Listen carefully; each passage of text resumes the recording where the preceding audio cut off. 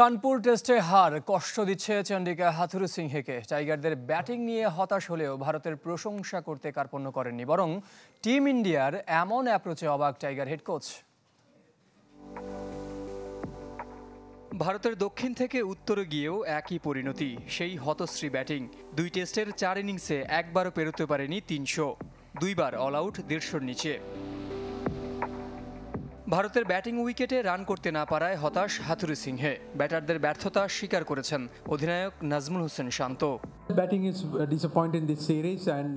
এই সিরিজের ব্যাটিং খুব হতাশাজনক, তবে এর আগের সিরিজে কয়েকজন ভালো খেলেছিল। আমরা গত কয়েক সিরিজ ধরেই আমাদের সামর্থ্য অনুযায়ী ব্যাট করতে পারছি না। এমন ব্যাটিংয়ের আরেক কারণ হতে পারে প্রতিপক্ষের বোলিং কোয়ালিটি। আমরা ভালো ব্যাট করিনি। যদি ব্যাটারের দিকে লক্ষ্য করেন, সবাই 30 থেকে 40 বল খেলে আউট হয়েছে।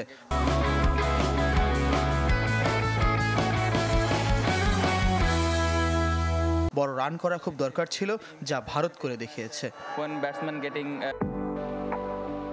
নিজেদের সামর্থ্য অনুযায়ী খেলতে পারেনি টাইগাররা, দাবি হেড কোচের। তবে টিম ইন্ডিয়াকে ক্রেডিট দিতেও ভুল করেননি। টেস্ট ক্রিকেটে রোহিত শর্মাদের অ্যাপ্রোচে অবাক হাথুরু সিংহে। এই হার আমাদের অনেক কষ্ট দিচ্ছে। ভারতের এমন অ্যাপ্রোচ আমরা আগে দেখিনি।